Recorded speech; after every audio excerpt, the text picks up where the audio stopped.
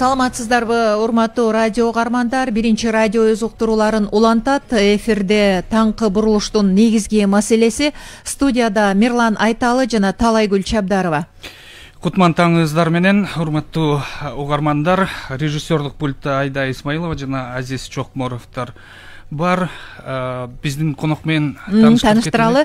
Урматтуу радио угармандар, эсиңиздерге салып коелу, жакында Кыргызстанда чоң өнөктүк Кыргыз Республикасынын президенттин кезексиз шайлоо жана референдум өтөт. Мына ушул кезексиз президенттик шайлоо менен референдумду өткөрүүнү уюштурууда шайлоо комиссияларына көмөктөшүү боюнча өлкөдө республикалык штаб иштеп жатат. Ал штабты Кыргыз Республикасынын вице-премьер-министри Максат Мамытканов жетектөөдө. Биз мына ушул багытта кененирээк маалымат алуу үчүн студияга Кыргыз Республикасынын вице-премьер-министри Мамытканов Максат Сүйүналиевичти чакырганбыз. Саламатсызбы? Саламатсыздар. Кутман таңыңыз менен. Жаңы жылыңыз менен келе жаткан. Баарыңар дагы ошондой. Максат Сүйүналиевич, мына бүгүнкү күндө Кыргызстанда жогоруда айттык, өтө чоң өнөктүк бул кезексиз президенттик шайлоону өткөрүү жана жалпы элдик референдумду өткөрүү болуп турат. Мына ушул багытта ишти ыраттуу жүргүзүү максатында республикалык штабтагы ишин алып барууда сиздин жетекчилик алдында. Соңку учурда өзүңүз дагы өлкөнүн бардык аймактарын кыдырып чыкканга аракет кылдыңыз. Шайлоону мурда кетирилген каталарды кетирбей өткөрүү максаты алдыда турат. Бул боюнча кандай иштер жүрүп жатат? Алгач жалпы маалымат берсеңиз. Эми биздик борбордук штабыбыз мөөнөтүнөн мурда өтө турган президенттик шайлоону жана ошону менен бирге өтө турган референдумду уюштуруу маселелери боюнча алек. Уюштуруу маселелери боюнча биздин башкаруу органдарына бекитилип берилген бүт уюштуруу иштери боюнча текшерүүлөрдүн баары өттү. Айрыкча мынакей бүт шайлоо комиссияларынын иштөө шарттары кандай экенин баарын текшерип келдик. Суук мал болуп аткандан кийин азыркы учурда эң негизги маселе бул ошол жылуулук менен камсыздоо, электр жарыгы менен камсыздоо, интернет жана байланыш булактарын камсыздоо. Анан эң негизгиси бул санитардык эпидемиялык нормаларды сактоосун камсыздоо дагы ошол комиссиялардын коопсуздугун деги эле бүт тараптан камсыздоо маселелери каралып атат. Бул биздин штабтын эң негизги иштей турган иш аракеттери. Бирок бул шайлоонун өткөрүлүшүндөгү өзгөчөлүк биздин штабка кошумча болуп дагы тең төрага болуп борбордук шайлоо комиссиясынын төрайымы Нуржан Кырмабековна Шайлдабекова шайланган. Ошон үчүн биз штабты өткөрүп атканда ошол шайлоо комиссияларындагы уюштуруу маселелери менен кошо борбордук шайлоо комиссиясындагы маселелерин карап өтүп атабыз дагы, жардам берип атабыз аларга. Анткени мынакей бул шайлоону уюштуруп атканда эң негизги айырмачылык жогорку кеңештин мыйзам түрүндө кабыл алып берген чечими, саясий чечими. Бул форма 2 деген жок болгон. Ошого байланыштуу бизде мурунку шайлоонун эң чоң катачылыгы бул 500 миңге жакын адамдарыбыз форма 2 менен өздөрү жашабаган, катталбаган адрестери менен шайлоого барган. Ушул ыкма могу жокко чыгарылган жогорку кеңештин шайлоосун бурмалоого жана добуштарды сатып алууга шарт түзүп берген. Ушул эң чоң катачылыкты кетирбеш үчүн форма 2-ни жок кылуу деген саясий чечимди жогорку кеңеш кабыл алып берген. Ошонун негизинде азыр бизде ошол шайлоочулар бардыгы өздөрүнүн реалдуу түрдө катталган адрестик каттоосу менен барып шайлоого катышат. Алар деген өздөрү биринчиден адрестерин шайлоо тизмесинен таба алабы, таба албайбы деген маселе көтөрүлгөн. Ошол маселелерди чечиш үчүн борбордук шайлоо комиссиясы жана штаб биз деген каттоо кызматына буйрук бергенбиз. Элге, биздин жарандарга шайлоо укуктарын деген ишке ашырыш үчүн ошол тизмедеги каттоосун тез арада жаңыртып, тизмеге кирип, шайлоого катышып калгандай шартты түзүп бергиле деп. Биздин каттоо кызматы ошол шарттардын баарын аткарыш үчүн иш алып барып атат азыркы учурда. Бирок дагы эле биздин Кыргызстанда биометрикалык каттоодон өтпөгөн жарандардын саны көп. Алардын саны 200 миңден ашык экен. Ошон үчүн биз бүт жарандарга кайрылып өтүп атабыз. Шайлоо тизмелерине катталыш үчүн, шайлоого катышыш үчүн сөзсүз түрдө биометрикалык каттоодон өтүш керек. Эгерде биз ушул 200 миңден ашык биздин биометрикалык каттоодон өтпөгөн жарандарыбызды каттоодон өткөрүп алсак, анда биздин деген шайлоого катышып аткан шайлоочулардын шайлоо тизмесин тактоо маселеси бүт чечилет. Азыр деген ошол биометрикалык каттоосу жок, алар деген шайлоого катыша албаган жарандарыбыз көп. Андан тышкары жана форма 2 менен мурун шайлап жүргөн адамдарыбыз дагы андай шарты жок азыр. Демек алардын бардыгы өздөрү мурунку катталган паспорттагы дареги менен барып шайлаш керек. Ошондой шарттар түзүлүп калды да. Эми ошол маселелерди чечиш үчүн каттоо кызматы деген азыр иштөө мөөнөтүн кечки 8ге чейин узартты. Демек адамдар деген азыр жарандар жумуштан кийин деле барып өздөрү ушу каттоо органдарына барып өзүнүн деген паспорттагы каттоосун өзгөртүп алышат. Же барып туруп каттоо тизмесине катталганга ушундай көмөк берилди да. Андан тышкары бул каттоо кызматы деген 31 январга чейин иштейт. Анан бүт жарандарга биз ушул маалымат катары айтып кетип атабыз. Мынакей наркы жуманын аягында биз пресс-конференция бергенбиз Шайлдабеков менен. Ошондо биз айттык. Тизменин бардыгы азыр шайлоо тизмелери 29 декабрга чейин бекитилет. Бирок ошол шайлоо тизмесине кирип калыш, каттоодон өтүш, ошо каттоо органдары 31-не чейин иштейт. Ошон үчүн мөөнөт бар. Биздин бүт шайлоого катышам деген жарандарыбыз ошон үчүн өздөрүн деген тизмеден таап алыш керек. Анын кандай табыштын эң жоңой жолу бар, жөнөкөй. Ар бир жаран азыр биздин чөнтөгүбүздө уюлдук телефондор турат. Ошол уюлдук телефондун деген Ошка же Мегакомдун дарегине 119 деген номерге СМСти жөнөтпөйсеңиз, өзүңүздүн паспортуңузда иненен бар. Ар бир биздин жарандын өзүнүн пин коду бар. Ошол пин кодду жөнөтсөңүз, ошол эле замат каттоо кызматы сизге деген СМС жөнөтөт. Сиз кайсы жерде катталганыңыз боюнча маалымат алат, демек. Демек ар бир жаран эч жакка барбай эле, кыйналбай, айрыкча могу суукта ушул СМСти жөнөтүп эле өзү кайсы шайлоо участкасына бекитилгенин карап алса болот. Эгерде ошол каттоосу деген туура эмес болуп калса, аны оңдогонго убакыт бар. Ошон үчүн ушундай элге түшүндүрүү маселелерин жайылыш керек болот да. Ушул силерге да келип, мынакей ушул силердин деген эфириңерден пайдаланып, ушул нерселерди айтып кетиш керек болот. Эгерде интернетиңиз болсо, ушундай компьютериңиз болсо, шайлоо комиссиясынын интернеттеги сайтына кирип, тизме деген бөлүкчөсү бар. Ошол жака кирип деле өзүңүздүн деген дарегиңизди текшере аласыз. Ушундай көп заманбап технологиялар бар.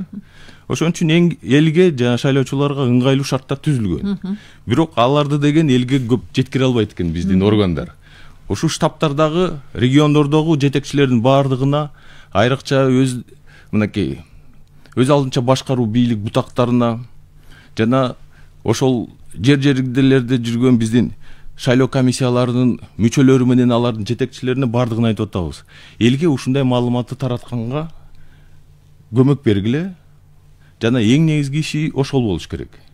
Элге түшүндүрүп беришибиз керек. Шайлоо тизмесин деген кантип текшере аласыңар, кантип каттала аласыңар, анан кайсы жерде кандай шарт менен келип шайлоого катышып бересиңер деген. Жакшы экен. Мирлан, жалпы угармандарга да эскертип коелу. Мына азыр эле Максат Сүйналиевич айтып атат. Колуңарда смартфондон же интернет аркылуу компьютерден каалаган жерден эле өзүңөрдү тизмеден текшерип коюңуздар. Кайсыл жерден кантип кандай добуш бере тургандыгын ушул жерден эле тактап аныктап алууга болот. Эгер тизмеде жок болуп калса, демек жакынкы аралыктагы, жакынкы жердеги каттоо кызматынын тиешелүү жерине кайрылып, биометрикалык маалымат тапшырыш керек болсо, аны тапшырып, же болбосо тизмеден дагы аныктап тактап ала турган иштерди жүргүзүүгө ошол каттоо кызматына дагы тапшырмалар берилген экен. Дагы бир жолу тактап коелу, мөөнөттүн Максат Сүйналиевич, мөөнөтү ушул жанагы оңой жолу деп эдиңизби? СМС жөнөтүү менен өзүнүн иненен мөөнөтү канчасына чейин текшере алышса болот? СМСти сиз деген мөөнөтүнөн дагы убакта деле текшере аласыз. Каттоодон өтүү 29 декабрга чейин мыйзамда каралган. Бирок ал тизмеге деген силер маалыматты азыр киргизсеңер, 29-нда деле келсеңер, ал маалымат деген катталып бүткөнчө майрамдар болот, 31-и, 1-и. Ошон үчүн каттоо токтобойт, кете берет. Жакшы. Бирок жанагы арыздар менен 29 декабрга чейин жарандарыбыздын баары келип катталып кетиш керек да, арыздарын киргизип. Мисалы, биздин деген Бишкектин жана Оштун тегерегинде канча жан коңуштар бар. Ошол коңуштарда жашап аткан адамдарыбыздын көпчүлүгү деген даректери айылдарда, шаарларда калып калган. Ооба. Бирок алар биякта жашап жүрүшөт. Ошондой жарандарыбызга биз айтып атабыз. Эгерде силер деген шайлоого катышалы десеңер, анда ошол азыркы жашап аткан адресиңерди каттоодон өткөрүп алышыңар керек. Анын үчүн деген мынакей, жан коңуштардын көпчүлүгүндө эң чоң көйгөй бул деген пропискага туруш азыр кыйын болуп атат. Анткени жерлердин деген даректери трансформациядан өткөн эмес, кагаздары жок, ошондой шарттар бар да. Ушундай шартта деген өздөрүңөрдүн туугандарыңарда же дагы бир адреси бар жерге барып катталып алсаңар болот дагы, аны ГРСтен барып каттоодон өткөрүп коюшуңар керек да, ошентип шайлоого тизмеге бере бересиңер. А эгерде андай мүмкүнчүлүк же кажети жок болсо, анда өзүңөр мурунку азыркы паспортуңарда катталган дарек менен барып туруп шайлоого, добушка катышасыңар. Ушуну элге түшүндүрүп коюшубуз керек. Анткени ушул ыкма менен мурунку шайлоодо аябай чоң бурмалоолор болду. Добуш сатып алуунун деген эң чоң проблемасы ушул болду да. Мынакей 1,5 миллион адамдарыбыз ошол форма 2 менен тияка бияка ташылып эле добуштарды ачык эле сатып алуу болуп, ошо менен мынакей кандай октябрдагы болгон окуялардын келип чыгышы ошол болду да. Шайлоонун жыйынтыгына да наразычылыкты ушул туудурду. Эми ошону деген биз мынакей жогорку кеңеш дагы, эл дагы талап кылды, форма 2 жок болду. Эми ошон үчүн азыр жарандарыбыздын баардыгы шайлоо укуктарын өздөрүнүн даректери менен катталган адрестери менен барып сөзсүз түрдө шайлаш керек. Ушул сиз айткан Бишкекте жашаган жарандар катталганы аймактарда болсо, анан бара албай калышса, биз көптөгөн шайлоочулардын добуштарын жоготуп албайбызбы? Жоготуп албайбыз. Ошол шайлоочулар азыр өздөрү жашап аткан даректерин бекитип алыш керек. Эгерде баары шаарда жүрсө, эми шаарда деген туугандар бар да. Ошол жакка катталуу. Ооба, катталып калгандай. Андан проблема деле жок. Анан дагы бир нерсени айта кетиш керек. Мурунку шайлоодо дагы бир чоң проблема болгон, бул жанагы бир үйгө 100дөн ашык, 1000ге жакын адамдарды каттап салышкан. Ооба. Ошондой көрүнүштөрдү деген жок кылыш үчүн азыркы деген каттоо органдарына буйрук берилген, бир дарекке 10 адамдан ашык кишини каттаганга болбойт. Ошон үчүн жанагындай проблема чечилди. Ошон үчүн сиз деген биякта Бишкекте же Ошто жан коңуштарда жашаган жаран болсоңуз, эгерде айылга барып пропискадан кайра чыкканга бияка келгенге деген шартыңыз болбосо, анда биякта туугандарыңардын бир адресине барып туруп катталып алып туруп, ошо менен тизмеге кирип добушка качканга, шайлоого качканга уруксат. Ошон үчүн ушундай шарттар бар. Анан бизде дагы эч кандай документи жок, эч кандай каттоосу жок адамдарыбыз да бар. Ошондой адамдар дагы шайлоого катыша алат. Аларга деген шайлоо добуштарын бериш үчүн эң жөнөкөйү бул мыйзамда каралган башкаруу органдарынын дарегине келип катталышат алар. Ар бир жергиликтүү бийлик органы ошондой документи жок же ушундай каттай турган эч кандай шарты жок жарандарыбызды өздөрүнүн деген расмий мамлекеттик мекеменин адресине каттайт дагы шайлоого добушка киргизет. ошондой шарттар бар. Жакшы маалыматтар экен. Урматтуу радио кармандар, эсиңиздерге салып коелу, биздин студиянын мейманы Кыргыз Республикасынын вице-премьер-министри Максат Мамытканов. Байланыш телефондорубуз 0502 39 21 90, 0312 39 21 90. Максат Сүйүналиевич, дагы бир маселе, мына өткөн аптада Коопсуздук кеңешинин кезектеги жыйыны болбодубу? Мына ушул жыйында дагы ошол тиешелүү түзүмдөргө, өкмөткө бир топ тапшырмалар коюлду. Анын ичинде эң маанилүүсү ушул шайлоо кампаниясынын учурунда коомдук коопсуздукту, коомдук тартипти сактоо маселеси болду да. Бул боюнча дагы кандай иштер болуп атат? Ушул жөнүндө угардан мурун Мирлан бизге байланышка угарман чыгыптыр, кабыл алып койбойлубу? Кабыл алып коелу. Алло, саламатсыздарбы? Саламатсыздар. Келесиңиздер жаңы жылыңыздар менен. Рахмат сизди дагы. Максат мырза, салам алейкум, бул Жылдызбек. Саламатсыздар. Мен мындай демекчимин, мына сиз айтып атасыз, президенттик шайлоонун таза өтүшүнө кепилдик деп мойнуңа алдың. Таза өтүшүнө өзүң ишенесиңби биринчиден? Экинчи маселе, мына Форм 2 деп атат. Форм 2 негизинде өзүң билесиң, мына жогорку кеңештин алдында деле шаардык кеңештин жергиликтүү бийликтин шайлоо болгон. Ошто, алло. Угуп жатабыз, айтыңыз. Ошто деле, Токмокто деле студенттерди bir үйгө 1000ден ашык адамды каттадык го. Туура, биз муну туура колдоно албай атабыз. Форм 2 туура эле өзү. Кээ бир органдар, командировка келгендердин баары каттап койсо болот. Менин айтайын дегеним, мына шаардын чекесинде жан конуштары өкүндүрүп атат да. Булар Лейлектен же башка жактан келсе, алло. Айта бериңиз, Жылдызбек мырза. Көйгөй болуп атат да. Эгерде муну турган болсо, мен муну чалып да көрдүм, коомдук ишмерге бирикчиге бардым. Жергиликтүү бийликтер булар менен иштебей атат. İşteş gerek bolчу да, мурдарак. Же буларды туура айтып атасың, биз каттабаш керек. Себеби булардын үйлөрүнүн документтери жок, бул кызыл китептер жок, же легализация этилбейт. Көптү 40тан ашык конуштун көпчүлүгү ушундай болуп калып атат. Мурда кандай болчу? Булар жазып эле бийликтин эмесин кошуп туруп эле Форм 2 менен өткөр. Азыр эми биз таза шайлоо бар айтабыз. Жакшыбы жаманбы? Булардын эмесин ойлоп койсок болот эле да, максат. Баткен же Ош бар жактан келген ички миграция маселеси өтө оор болуп атат. Шуну этерек колго алып койсок, сен азыр айтып атасың, Грецке барсаң, алмаштыр. Аны пас картыңды жемеңди жаңыдан берип алмашпайынча, жаңы алмайынча ал эсептелбейт, өзүң билесиң го. Ошондуктан муну карап койсок жакшы болмок да. Адамдын конституциялык укугу тепшерилип калбайбы деген. Себеби шайлоого укугу бар деген айтмакчымын. Рахмат. Рахмат сизге дагы, Жылдызбек мырза. Сурооңузга чоң рахмат. Мен буга чейин айтып өттүм, дагы кайталап өтөйүн. Форма 2 бул добуштарды буруп алуу, сатып алуу ыкмаларынын эң чоң проблемасы болгондуктан саясий чечим жогорку кеңеш кабыл алып берди. Элдин мүдөөсү менен. Ошон үчүн биз саясий чечимди аткарып атабыз. Форма 2-ни деген жок кылгандан кийин ушул биздин коңуштардагы жашап аткан жарандарыбыздын бардыгына түшүндүрүп айтып атабыз. Өзүңөр эгерде жашап аткан дарегиңер боюнча каттала албасаңар, анткени деген кызыл китебиңер жок, каттай турган кагаздарыңар жок болсо, эми Бишкекте жашап аткан туугандарыңар бар да. Таныштар бар дегенде, ошолордун дарегине барып катталып калгыла. Эгерде мисалы деген алыскы региондорго барып кайра каттоодон өтө албайбыз деген жарандарыбызга ошондой шарт түзүп берди. Анан ушундай жарандарыбыз дагы ошол үйлөргө катталып калыш үчүн жанагы мен айткан ГРСке буйрук берилди. Бир адреске 10 адамдан ашык каттоо болбойт. Демек ар бир өзүңөрдүн тууган же дос же билиш тааныштардын деген дарегине барып каттала аласыз. 1-2 киши болсо дагы шайлоого катыштырыш үчүн каттап коет. Анан бирок жанагындай силер айтып атпайсыңарбы? Ооба. Студенттерди нары бери ташып, канча адамдарды нары бери ташып, бурмалоого ыкма колдонбош үчүн жанагы шартты киргизип койгон.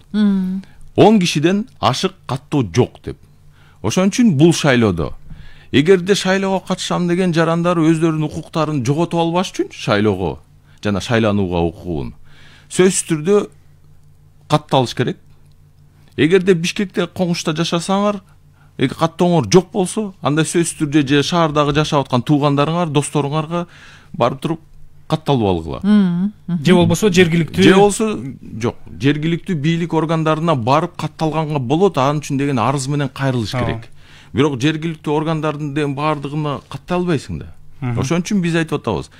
Жергиликтүү органдарга таптакыр документи жок, ооба, жашоо шарты жок адамдар барып катталат. А эми колунда паспорту бар, дареги бар адамдар сөзсүз түрдө өзүн деген жанагы ыкма менен тааныш билиштин дарегине барып катталат. Ошентип эле катталып калыш керек. Жана коомдук коопсуздук маселеси боюнча айтып берсеңиз. Коомдук коопсуздук маселеси эң биринчиден бизде ички иштер органдарына жүктөлгөн. Андан тышкары бизде улуттук коопсуздук кызматы менен башкы прокуратурага жүктөлгөн. Ооба. Ошолордун деген өздөрүнчө ыкчам штабтары түзүлгөн. Ошон үчүн алар деген ушул коопсуздук маселелерин чечүү ыкчам штабтардын негизинде иш алып барышат. Мынакей бизде Кыргызстан боюнча 2476 шайлоо участкасы бар. Ушул участкалардын баардыгын коопсуздугун камсыздаш үчүн 11 000 милиция кызматкери иш алып барат. Алар мынакей азыртадан баштап уже ар бир участкага бекитилген. Ошо менен деген алар өздөрү мына жаңы жыл келатат. Жаңы жылдан баштап шайлоо бүткөнгө чейин ар бир участканы деген 24 саат суткасына кайтарышат. Анткени азыр деген ошол шайлоо участкаларына тийиштүү санариптик оборудование жеткирилет. Алардын баары деген ишке киргизилип, тестированиядан өтүп, алар деген сакташ керек, кайтарыш керек. Ошон үчүн азыр деген биздин ички иштер органдарынын кызматкерлери ушун коопсуздукту камсыздоого толук баары даяр иштерин башташты. Суроону алып коелу, Ооба, бизде телефон чалуу бар экен, кабыл алып коелу. Алло, саламатсызбы? Саламатсыз. Угуп атабыз сизди. Көчөгүнү кечинде телевизордо теледебат болду. Ошондо депутат Ишаев, депутат Пибералиев, Валдыбаров, жанагы аял киши фамилиясын утуп жана башкалар алтоо чыгып дебат жасады. Булар айтып атат, тиги Садыр Жапаровду бүткүл эл колдоп атат. Элди илигитимсиз үгүттөп, булардын кылган ишинин баары илигитимсиз деп элди көкүтүп атат да. Буну жоготобуз, биз шайлоодо олтурбайбыз, баарын талкалап кайра баштайбыз дейт. Эгерде ошентип отурса Кыргыз элинде тынчтык болобу же жадаңара уруш талаш менен жүрө беребизби? Буну чыгарчылар киши барбы, жокпу? Мындай бузукларды бушеки эмне үчүн шайлоого президенттик чарышка кое берет? Мындай бузук адамдарды. Тезиден буларга чара көрмөсөңөр, Кыргыз эли мындай коогараңды дагы көтөрө албайт. Чоң рахмат. Дагы бир суроо бар. Түшүнүктүү болду. Ооба, дагы бир телефон чалуу бар экен, кабыл алып коелу. Алло, саламатсыздарбы? Алло, саламатсыздарбы? Угуп атабыз сизди. Жаңы менен Сизди дагы рахмат. Бишкек шаарынан Алмазбек эң жакшы көйгөйдү теманы көтөрүп атасыңар. Максат энем ишиңе ийгилик. Чоң рахмат. Жаңы жыл баарыбызга, Кыргыз элибизге жакшылык таап келген ак жолдой жылдардан болсун. Жашоодо үйдө болот, ылдый болот, бирок Кыргызстан оңолот деген ойдо жашап атабыз. Кудайым буйрса баардыгы жакшы болот. Анан жанакы форма 2 деген мурунку шайлоодон жетпей калган жана элди алдап ошо шайлоого өтөлү деп аябай аракет кылып Кыргызстанды чаң бодон кылгандар дагы эле суроолорун берип атат да силергечи. Аны вообще жоготуш керек, аны жолотпош керек. Ошол себептен Кыргызстан аябай ушундай келип жаргата калды да. Жалаң ушундай акмактардын азабынан Кыргызстан артка кетти. Мен эми жаңы жылда кабыл айтайын дейм. Айтыңыз. Ишиңиз ийгиликтүү болсун, биринчи радио болсо, элдик радио болсун, элдин кызматын кылсын, таза ак менен кызмат кылсын, тигини коргобой, муну коргобой, элге кызмат кылсын. Баарыңыздарга ошону каалайм. Рахмат. Чоң рахмат. Сизге дагы. Алыңарга чоң рахмат. Мынакей айтып өткөн суроолорго жооп берели. Ооба. Биринчи суроого, Биринчи суроого. Аксакалыбыз айтып атат. Мынакей ушул кандидаттар чыгып алып дебатта жанагындай сөздөрдү айтып атат деп. Бул деген биздин шайлоонун ачык айкын өтүп аткандыгынын белгиси. Бул кандидаттардын оозуна эч ким тыйган жок. Муну айтпа, тигини айтпа деп алар өздөрү деген айтып атышат. Мынакей биз шайлоонун убагында административдик ресурс менен колдонбоо деген ушул. Аларды деген тыйып, тигинтпегиле, минтпегиле деп, эртең камайбыз, тигинтебиз, минтебиз деп эч ким коркуткан жери жок. Биз убада бергенбиз, ачык айкын шайлоону өткөрөбүз деп. Ошон үчүн булардын деген шайлоо үгүт иштерине эч ким аралашкан жок. Алар өздөрү үгүт иштерин аткарып атат. Канчалык деңгээлде мыйзамдуу экенин Борбордук шайлоо комиссиясы карап атат. Андан тышкары бизде көзөмөл органдар деген бар.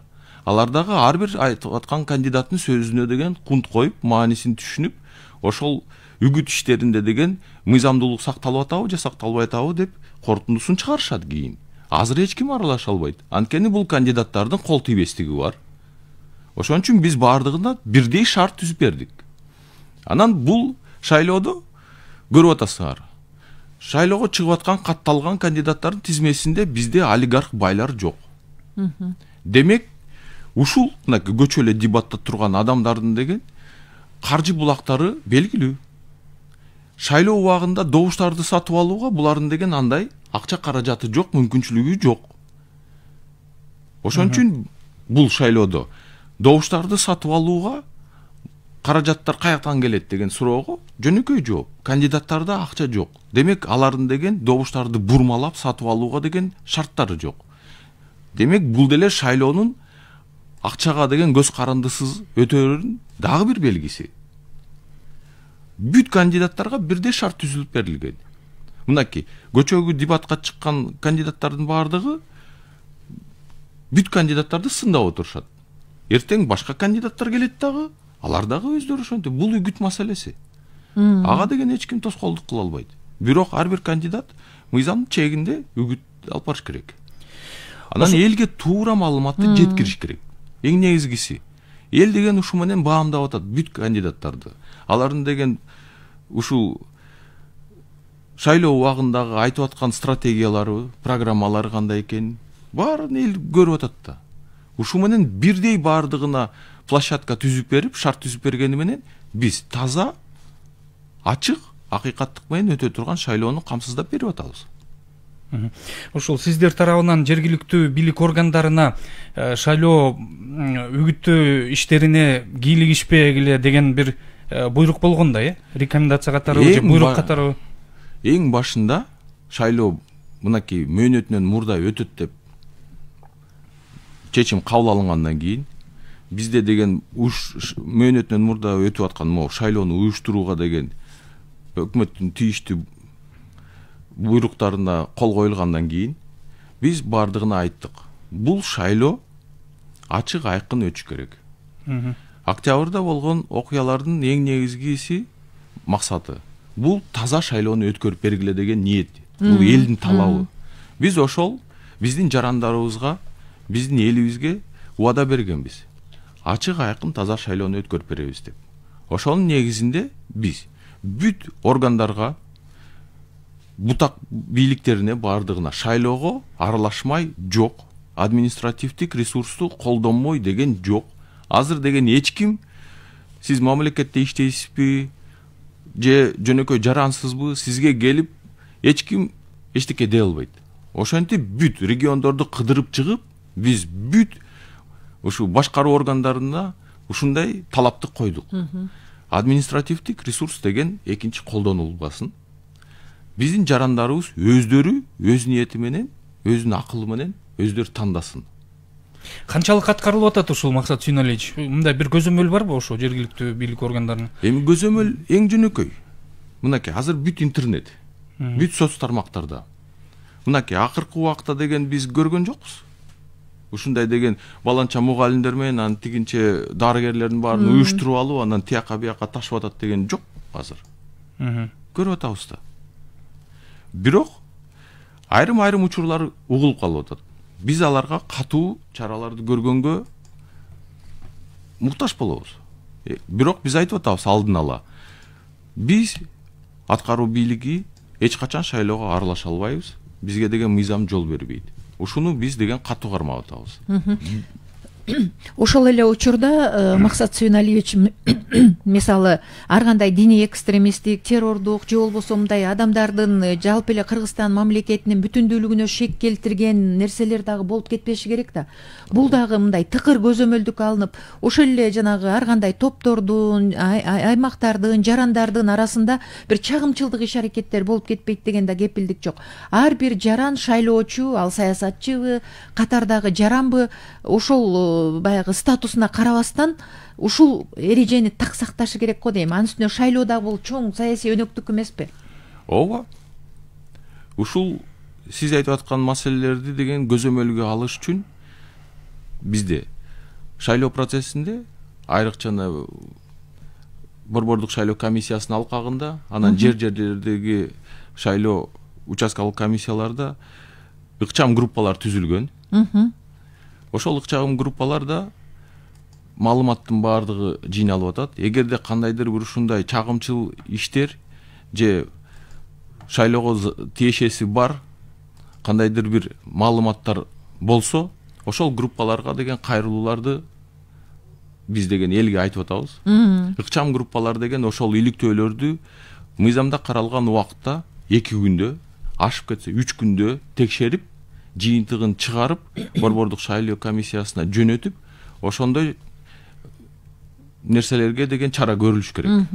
Мыйзамда ошондой каралган, ошону биз талап кылып атабыз.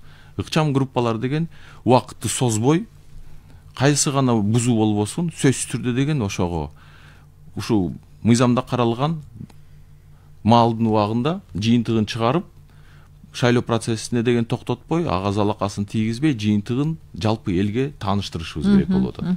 Анан көрүп атасыздар, мынакей. Азыр бүт эле интернет соц тармак. Эгерде кандайдыр бир өзүңөр байкаган же көргөн проблемалар болсо, же кандайдыр бир мыйзам бузуулар болсо, тарткыла, жөнөткүлө. Борбордук шайлоо комиссиясынын деген сайтына жөнөткүлө, же интернетке чыгаргыла. Ошолордун баардыгы деген заматта эле текшерүүгө алынат. Алыскы Сахалинден биздин мекендешибиз суроо жазып атат, Задикан Сыдыкова. Паспортубуздун мөөнөтү бүтүп калды эле, көптөрүбүздүкү бүтүп калды, эми кантип добуш беребиз дейт. Демек, паспорттун мөөнөтү бүтүп калса кайра алганга жетишпей да калды да булар эми. Эмне үчүн? Жетишеби? Жетишет. Алар деген 29-декабрга чейин, мынакей бүгүн 29. Эгерде бүгүнкү күнгө чейин паспортун алмаштыра албаса, паспортты алмаштырганга шарт түзүлгөн. Бизде деген миграциялык служба деген бар. Бизде консулдук мекемелер деген бар.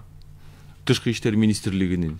Ошол жака кайрылгыла. Сөзсүз түрдө паспортуңарды алмаштыргыла. Шарттар бар. Мүмкүнчүлүк бар экен да, анда. Ошон үчүн биз деген чет мамлекеттик өлкөлөрдө өзүбүздүн ушул тышкы иштер министрлиги менен жанагындай шарттарды атайын түзөбүз да. Бизде телефон чалуу бар экен, кабыл алып коелу. Алло, саламатсыздарбы?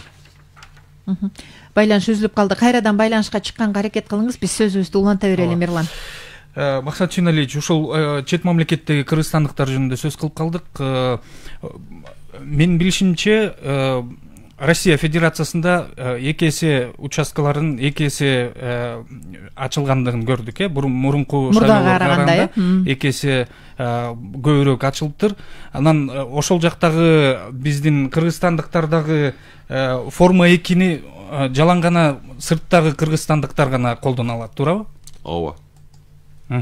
Кандай түрдө колдоно алышат? И жанагындай ушу паспорттун мөөнөтү өтүп кетсе, же башка бир участокко барып, Екатеринбургда жашаса, Москвада шайлоого бара алышабы, же ошол эле жашаган Екатеринбург, мисалы Екатеринбург шаарында эле добуш бере алышабы? Биздин чет мамлекетте жашаган жарандарыбыз сөзсүз түрдө консулдук учетто болуш керек. Ошол консулдук учетко тургандан кийин алар шайлоого катталат. Анткени алардын колундагы паспортунда адрес деген кыргыздыкы да. Ооба. Ошон үчүн чет мамлекетте жүргөндө алар сөзсүз түрдө консулдук учеттон өтүш керек. Миграциялык учеттон өтүш керек. Дагы биздин кыргыз мамлекеттин чет мамлекеттердеги болгон мекемелерибизге барып катталып, ошол жактан деген шайлоо тизмесине кирип, шайлоого катыша алышат. Ошон үчүн биз бул шайлоодо аябай көп бизге деген мигранттардын кайрылуусунун негизинде дагы кошумча шайлоо участкаларын ачтык. Мына Москвада дагы кошумча 3 участка ачылды. Түменде ачылды. Ошолордун баардыгы деген атайын жасалып атат. Анткени элдер шайлоого катышабыз деген ниети бар. Биз ошолорго шарт түзүп берип атабыз. Бирок ошол биздин жарандарыбыз сөзсүз түрдө катышыш үчүн шайлоого биометрикалык каттоодон өткөн жарандар болуш керек. Демек алардын колунда биометрикалык жанагы көк паспорт болуш керек. Эгерде эски паспорттор болсо, эски паспорттарда биометрикалык маалымат жок. Ошон үчүн эски паспорттары менен алмаштырыш керек. Ошон үчүн биометрикадан өтүш керек. Биздин көп жарандарыбыздын эң чоң көйгөйү ошол. Биометрикалык каттоодон өтө албай, жаңы паспортты ала албай, каттоосун деген тактай албай, ошентип шайлоодон эметип калып атат да баардыгы деген. Добуш бере албай, ооба. Бизде телефон чалуу бар экен, кабыл алып коелу. Алло, саламатсыздарбы? Алло, салам алейкум. Сурооңузду бериңиз агай. Чурайла чалып аттым эле. Мындайда эми жогоруда бир аш кайтып кетмеди. Ушундай чурчап таксалабыз деп. Мисалы силер айтып атасыңар, алардын акчасы жок, анан үгүттөгөнгө акчасы түгөндү деп. Кандай тепти келет? Мадумарып. Сурооңузду бериңиз агай. Башка макул, башканы кызыкпасын. Аларды кочойгон байлыктарын коргоосо чылга камылып атат. Рахмат сизге. Агай, рахмат. Биз баягы талапкерлер тууралуу аларга мындай бир ар кандай баа берүү жөнүндө биз ал жөнүндө сөз кылбай туралы. Биздин негизги максат алдыдагы шайлоо, ага даярдануу, уюштуруу иштери өкмөт тарабынан кандай аракеттер болуп жатат, жерлерде, аймактарда иш кандай жүрүп жатат деген маселе болуп атат, Мирлан. Ооба. Максат Юналиевич, кечээки дебатты көрдүңүзбү? Жарым жатыл эле көрдүм. Ошол жерде талапкерлердин көбү, мүмкүн баары бирдей шарт түзүлбөй жатат деген бир жүйөлөрүн айтты да. Ушул эмненин негизинде болушу мүмкүн? Эгер сиз жарым жартылай көрсөңүз мүмкүн түшүнгөндүрсүз. Эми алар деген бир нерсени эле айтып атат окшойт. Кээ бир кандидаттар региондорду кыдырганга шарты бар экен. Кээ бирлери деген штабты ача албай, ошентип өздөрү деген кыйналып атышат да. Каражат жагынан Каражат жагынан уюштуруу маселелери бул өздөрүнүн деген иштери да. Биз ага деген эч кандай жолтоо болгон эмеспиз. Бул шайлоодо деген эң негизгиси агитация жүргүзгөнгө эч кимге деген эч кандай бөгөт коюлган эмес. Кыйынчылыктар түзүлгөн эмес. Мурунку шайлоолордо ошондой болгон да. Айрыкча мынакей оппозициячыл бизге окшогон. Биз деле жогорку кеңеш шайлоосунан өтүп келдик да. Биз көрдүк да. Биз барган жерге деген тыюу салынат. Мекемелер жабылып калат. Биз тияка баралы десек, сөзсүз түрдө ошол жерин деген ээсине чалып, сен светтин өчүр, тигин бул деп туруп, ушундай деген үгүт маселелерине аябай катуу бөгөт коюлган да бизге. Жолтоолор болду. Бул шайлоодо эч кимисине деген андай эч кимге тоскоолдук болгон жок. Эң негизгиси ошол да. Биз мынакей штабта иштеп, мен мынакей ушул штабты жетектеп, бир да кандидаттан мага деген азыр эч ким чалып, мага деген тетиги жерден муну бербей койдуң, тигиндей мындай деп туруп, эч бирөөсү мага деген доо арызын айткан жок. Бирок айткыла деп атасыз да, кайрылгыла деп атасыз. Мына Мадумаровго деле айтпадымбы мен? Мага деген бар айтып атпайбы? Мына көлгө кире албай атат тиги деп. Мен айттым да ошон үчүн. Чогуу барып келейин. Чогуу барып келели. Коркуп атсаңар, эгерде кандайдыр болсо, кайрылгыла, жардам берели наоборот. Бирок ал деле админ ресурс деп анан кийин айтып чыкпасын деп. Анан коопсуздугун камсыздап беребиз. Андан деле эч проблема болбойт. Демек шарттар түзүлгөн. Ооба. Суроо бар окшойт, Эки суроо бар экен. Эки суроо дароо кабыл алып коелу. Алло, саламатсыздарбы? Тема боюнча. Алло, саламатсызбы? Саламатсызбы? Талапкерлердин атын атабай эле сурооңузду берсеңиз. Сураныч. Максат Сүйналиев, саламат. Мен берейин дедим эле. Айтыңыз. Бериңиз, угуп жатабыз. Мадумаровдун кандай укугу бар аны? Сиз кечирип коюңуз. Мен сизге эскерттим эле. Үгүт иштери жүрүп атат. Ажыратып коюңуз. Кийинки угарман. Саламатсызбы? Алло. Угуп жатабыз сизди. Алло, биринчи группадагы кандай кылып шайлоого катышамын? Не? Ошондо үйгө келип катышып кеткен. Ооба. Шуну айтпайбы? Кайда жашайсыз сиз? Кайда жашайсыз? Кайда?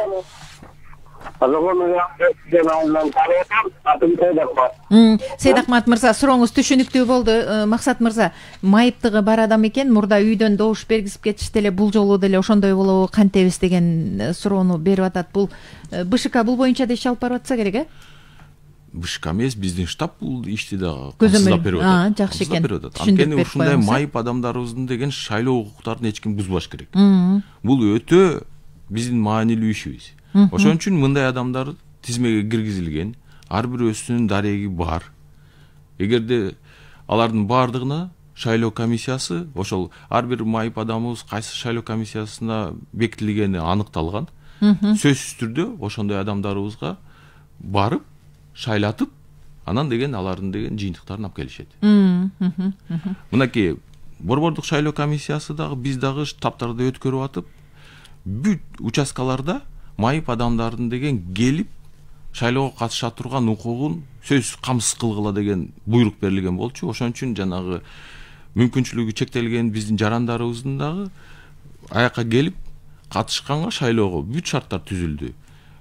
Пандустар коюлган. Жанагы эшиктен кирип келүү оңоюраак болсун деп биздин деген майып адамдарыбызга ушундай шарттарды түзүп бергенге бүт баарына деген буйрук берилген. Азыр деген бул маселе чечилген. Региондордогу бүт жетекчилердин баардыгы бул жоопкерчилигин мойнуна алышкан. Азыр деген биз баардыгын кыдырып чыктык дагы көрүп атабыз.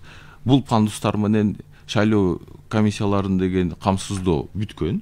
Демек биздин деген мүмкүнчүлүгү чектелген адамдарыбыздын баардыгы шайлоого келип катышууга мүмкүнчүлүктөрү толук камсыздалган. Бизде соц тармактардан дагы суроолор келип жатат. Мен каттоом Казакстанда дейт, добуш бере аламбы деген суроо.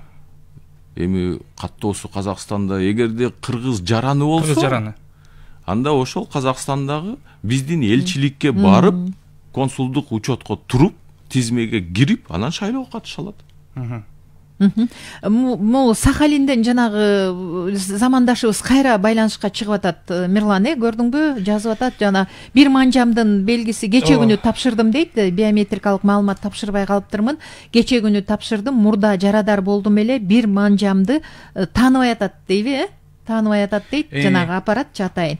Эми кантем, бирок добуш бергиси келип жатыптыр да абдан. Эчтеке эмес, бул деле маселе чечилет. Чечилеби? Чечилет.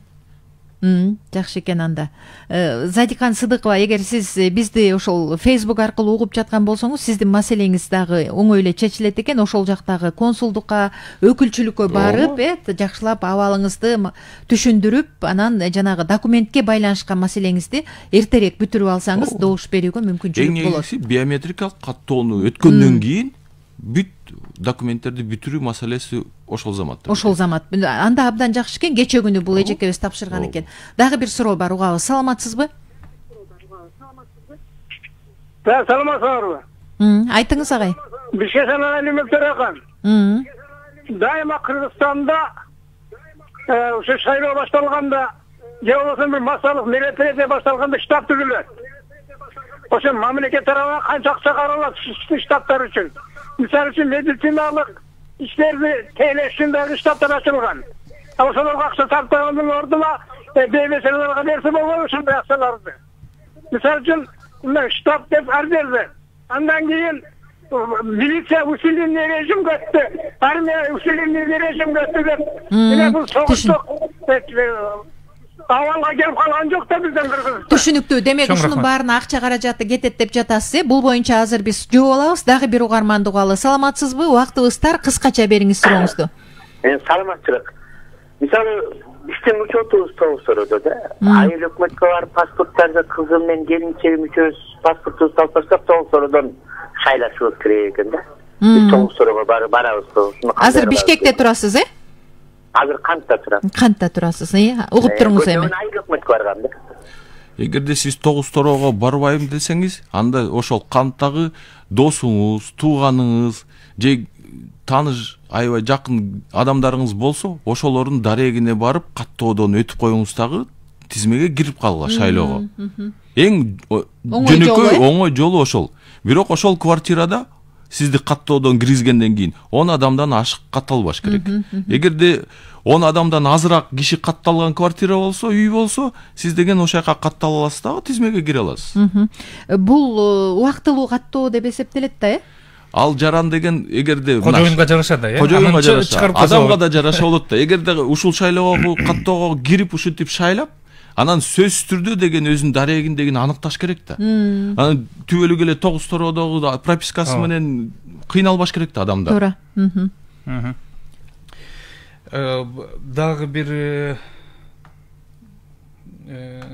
бир ошол суроо экен, ошол эле Сахалинден эми Сахалин аябай бизде көп угармандар бар экен, ошо Сахалинден 5000 километр аралыкта биз алыс дейт да участок, ошол башка айла жок да, эми ошол эң жакынкы участокко барып баш керек болот да. Ооба. Анткени биздин шайлоо мыйзамдары боюнча сөзсүз түрдө шайлай турган чет мамлекеттердеги биздин жарандар мекемелерибиз биздин шайлоого ачыла турган сөзсүз түрдө мамлекеттик мекеме болуш керек болуп атат. Ошон үчүн ал деген же Тышкы иштер министрлигинин консулдук мекемеси болуш керек, же биздин миграция агенттигинин имараты болуш керек. Ушул деген жагдайды аткарыш үчүн бизде деген ушул биздин мамлекеттик органдар шайлоо участкаларын көбөйтүш үчүн арендага деген азыр объектилерди алып, арендага алгандан кийин мамлекет алып атат да. Ошентип деген шайлоо участкаларын көбөйтүү маселелери чечилип атат. Ал эми эң алыста жүргөн биздин жарандарыбыз болсо, сөзсүз түрдө ошол эң жакынкы биздин мамлекеттик чет мамлекетте турган кыргыз мамлекетинин имаратына барыш керек сөзсүз түрдө. Жана Алимов мырзанын суроосу бар эмеспи? Каражат канча жумшалат, дайым эле штабтар түзүлө берет деген, ошого дагы кыскача айтып койсоңуз. Эми деген мынакей шайлоолорду өткөрүү боюнча бюджетте каралган акчанын көлөмү 598 миллион сом каралган. Акча бар. Бүт каржыланат, андан деле проблем жок. Анан бул акчалардын деген толуктоосу эмнеден болот? Биз көрүп атабыз да. Ар бир шайлоодо деген кандидаттар, партиялар өздөрүнүн күрөөсүн коет. Ошол шайлоо бүткөндөн кийин ошол күрөө акчалар бюджетке келиш керек. Ошол шайлоо күрөөнүн деген эң негизги максаты ошол экен да. Анан бирок азыр мынакей шайлоого деген катышканга көбүрөөк шарт түзүш үчүн шайлоолордогу күрөө суммасы азайтылган. Анан бирок бюджеттен деген бул маселелер каралган. Акча бар. Азыр ошо четелде жашаган кыргызстандыктарга маалымат катарында мен толуктай кетейин. Ошо Россия Федерациясынын аймагында 15 шайлоо участогу уюштурулат. 3-өө Германиянын аймагында, ал эми Казакстан, Бириккен Араб Эмираттарында жана Түркияда жана Кытайда 2 участок.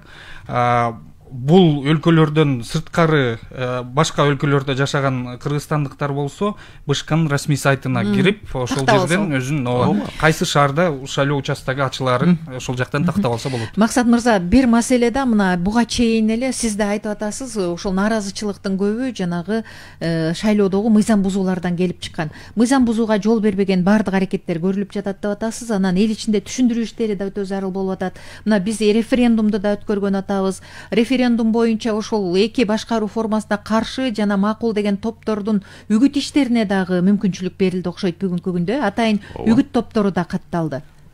Ошол үгүт топтору эми элге агитация жүргүзүп, кайсы бизде башкаруу формасын тандоону элге түшүндүрүп бериш керек. Алардын баардыгы каттоодон өткөн, агитациясы жүргүзүлүп атат. Эми ошол агитация жыйынтыгын көрөбүз. Кайсы группа кайсы жакшы иштеп койсо, ошого добуш кетет. Бирок биз деген мындай же тигиндейди танда деп эч кимге деген мажбурлай албайбыз. Биз айттык. Биз шайлоо менен могу референдумду өткөрүүдө админ ресурс жок. Мамлекеттик өзүбүз мынакей ушундай деп туруп тандагыла деп эч кимге деген таңлабайбыз. Ачык айкын шайлоону өткөргөнгө шарт түзөбүз. Өткөрөбүз ачык таза шайлоону деп убада бергенбиз, убадабызга турабыз. Аз эле убакыт мурун парламенттик шайлоо болгондо өзүңүз да катышкансыз, жана добуш сатып алуу маселеси өтө курч коюлган, күчөп кеткен, эч кандай жашыруун эмес, ошондон улам нааразычылык чыкты. Бул жолу ушул добуш сатып алууга бөгөт коюу чаралары кандай жүрүп атат? Эң негизгиси биз бүт бардык бутак органдарына, бийлик органдарына, айрыкча укук коргоо органдарына айттык. Эгерде ушундай фактылар болсо, катуу чара көрүлүш керек деп. Бардыгына буйрук берилген. Ошон үчүн жанагы ыкчам группалар ошо менен иш алып барып атышат. Анан бүт жарандарыбызга дагы биз кайрылып өттүк. Өткөн штабтардын бардыгына айтып атабыз. Бул жекеле мамлекеттин иши эмес, бул бүт коомчулук менен биздин жарандарыбыздын да иши. Эгерде ушундай мыйзам бузууну көрсөңөр, ошол эле заматта телефонго тарткыла, интернетке чыгаргыла, баарын деген көрөлү, анан иликтеп аныктап ошого деген чараларды көрүшүбүз керек. Мындай деген мыйзам бузууларды биз жол бербешибиз керек. Бүт коомчулук, бийлик органдары, жарандык коом баарыбыз биргелешип бул көйгөйдү чечишибиз керек. Эфирдин аягына 1-2 мүнөттөй эле калып атат. Дагы бир жолу мүмкүн биздин кээ бир угармандар мүмкүн башынан укпай калгандар, ошол үчүн дагы бир жолу жолдорун өзүн тактоо, тизмедеги тактоо жолдорун дагы бир жолу анан шайлоочуларга кайрылууңуз болсо, жаңы жылдык куттуктооңуз болсо да. Эң негизгиси ар бир жаран биздин Кыргызстанда шайлоого жана шайланууга укугу бар. Ошону мамлекет камсыздап берет. Ошон үчүн биз могу шайлоолорду өткөрүп атабыз дагы. Шайлоо ыкмасынын эң негизгиси бул шайлоо тизмесин аныктоо. Ар бир жаран өзү тизмеге түшкөнүн кантип текшере алат деген суроого мынакей эң жөнөкөй формасы азыр мынакей бизде каттоо кызматы деген атайын СМС приложенияны жасаган. 119 деген номурга СМС жөнөтсөңүз өзүңүздүн акысызбы? Акысыз, бесплатно. Өзүңүздүн деген иненен пин кодуңарды жөнөтөсүз СМС катарында. Ошол эле замат сизге жооп келет. Бул Ошка менен Мегакомдун номерлеринде. Акысыз. Сиз деген кайсы шайлоо комиссиясында катталганыңыз дареги келет. Ошентип шайлоо тизмесинде өзүңүздү текшере аласыз. Эгерде интернет болсо, компьютериңиз болсо, анда шайлоо тизмесине кирип, Борбордук шайлоо комиссиясынын тизме деген бөлүкчөсү бар. Ошол жака кирип дагы өзүңүз карай аласыз, текшере аласыз. Ошентип эң заманбап технологиялар менен колдонуп, сөзсүз түрдө өзүңүздү шайлоо тизмеден аныктап, анан өзүңүз чечим чыгарышыңыз керек. Ошол деген туурабы каттооңуз же туура эмеспи? Эгерде туура эмес болсо, анда ошол өзүңүзгө жакын ыңгайлуу жерге барып, арыз менен кайрылып, шайлоо тизмесин оңдоп аласыз. Бирок ал үчүн деген каттоодон өтүшүңүз керек. Рахмат. Рахмат, урматтуу радио угармандар, мына биз 1 саатка жакын убакыт бою алдыдагы чоң саясий өнөктүк шайлоо тууралуу кененирээк маалымат алганга аракет кылдык. Биздин студияда Кыргыз Республикасынын вице-премьер-министри Мамытканов Максат Сүйүналиевич болду. Убакыттын тардыгына карабай келип, биздин элге маалымат бергениңиз үчүн сизге ыраазычылык билдиребиз. Сизге да барыңарга чоң рахмат. Программаны алып барган Мирлан Айталы жана Талайгүл Чабдарова, уктуруунун режиссеру Айда Исмаилова. Кайрадан эфирден жолугушканга чейин саламатта болуңуздар. Саламатта калыңыздар.